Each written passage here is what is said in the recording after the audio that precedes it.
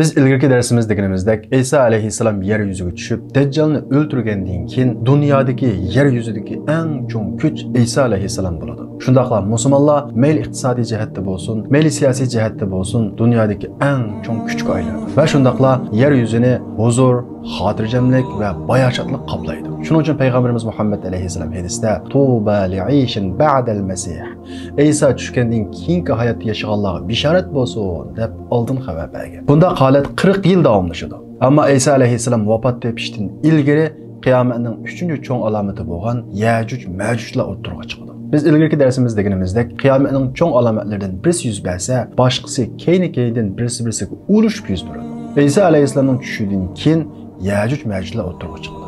Undaq bo'lsa, Yajuj Majujlar kim? Ular boshqa bir maxluqmi yoki bir odammi?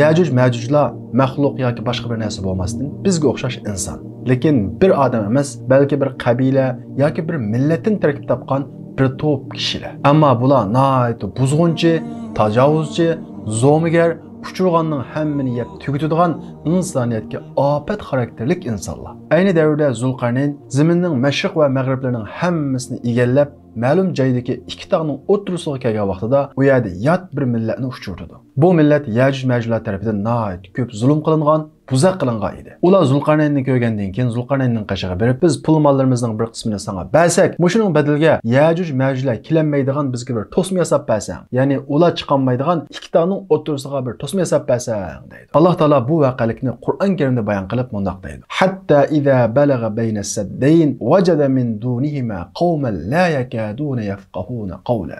Zulqarnayn ma'lum joydagi ikki tog'ning o'tirisiga kelgan vaqtida bir qavmni uchratdi. U qavm boshqa tillarni, ya'ni o'zining tilidan boshqa tilni bilmaydi. Ular ya Zulqarnayn inna Ya'juj va Ma'juj mufsiduna fil ard. Ey Zulqarnayn, Yajuj Majujlar zaminda ko'p buzg'unchilik qildi. Ya'ni bizni bulang-talang qildi, mollarimizni elib oldi. Fa hal naj'alu laka kharjan ala an taj'ala baynana va baynahum sadda. Biz mollarimizning bir qismini sana bersak, sen buning badalga o ikki tog'ning o'tirisiga bir to'sma selib bersang, ya'ni Yajuj Majujlar u yerdan chiqolmaydigan bir to'sma selib bersang deydi. Zulqarnayn ular qarta ma makkanni fihi robbi xayr. Allohning menga bergan pul mollari, hukmroni, kuchi, sizlarning beradigan pul mollaringlardan menga yaxshi, yetarli. Menga pul bermasanglarmi bo'ladi. Fa'inuni bi quwwa. Sizlar menga kuch jihatda yordam beringlar, ya'ni odam kuchi jihatda menga yordam beringlar. Aj'al baynakum va baynahum radma. Men sizlar bilan ularning o'tirisiga bir to'sma selib beray deydi. Ular nihoyat xushal bo'ladi. Ondan keyin Zulqarnayn ularga "Atuni zubural hadid." Sizlar menga temir parchalarining hammasini to'planglar. Ya'ni ikki tog'ning o'tirisiga temir parchalarini to'plab bu yana to'shqizinglar deydi. Kishilar Zulqarnayn degani bo'yicha temir parchalarining hammasini ikki tog'ning o'tirisiga tashlab, u yana tog' bilan takshi qilib to'ldiradi. Ondan keyin Zulqarnayn misni eritib, uning ustiga qo'yadi. Shuning bilan nihoyat mustahkam bo'lgan bir to'sma bitib chiqadi. Ammo Yajuj Majujlar bu to'smani tish uchun har kuni tirishadi. Toki ular qiyomat qayyum bo'g'ichilik bu to'smani tish uchun tirishadi. Qiyomat nihoyat yaqinlagan vaqtida, ya'ni qiyomatning cho'ng alomatlari yuz berishga boshlagan vaqtida Yajuj Majujlarmi u to'smani teshib zaminning har taraflariga tarqalishga boshlaydi. Shundaqla bag'al yerda buzg'unchilik qiladi, zo'migarlik qiladi, boshqalarning pul mollarini elib oladi. Ularning soni nihoyat ko'p. Nima uchursa yeydi. Yajuj Majujlarning nereden chiqadiganligi haqida aniq oyat yoki hadis yo'q. Ammo ularning bir qismi sifatlari, chiroy shakllari haqida oyat va hadislar bor. Masalan, yuqorqi oyatda bayon qilingandek, ular nihoyat buzg'unchi. Hadisda payg'ambarimiz Muhammad alayhissalom ularning chiroy shaklini sifatlab, ularning ko'zi kichik, yuzi yaypang deydi. Ular haqida kelgan hadislarga asosan olimlar Yajuj Majujlarning qaysi millatdan chiqadiganligi haqida xilma-xil farazlarni o'ttirib qo'ygan. Masalan, bizning buyuk olimlarimizning Mahmud Qashqari Turkiy tillar divoni degan kitobida Yaponiyani Jayriqa degan nom bilan tunji qatim dunyo xaritasiga olgan. Shundaqla Yaponiyaninki g'arbiy janubiy tarafi bilan Qashqar yer kentining g'arbiy janubiy o'rtasidagi rayonlarni Yajuj Majuj zamini deb atagan. U yer bo'lsa hozirgi Sadechin sepilning janubidagi zaminlarga to'g'ri keladi. Shundaqla yaqinqi davrda o'tgan olimlardan Saudiya Arabistonining sobiq muftisi Sheyx bin Baz Yajuj Majujlarni Xitoylardan, ya'ni Jungudan chiqadi degan qarashni o'tirib qo'ygan. Ularning chiroy shakllari va bir qism sifatlari haqida payg'ambarimiz Muhammad alayhissalomdan ishonchli hadislar naql qilingan. Hadislarda ularning chiroy shaklining yoki yuzi yaypang,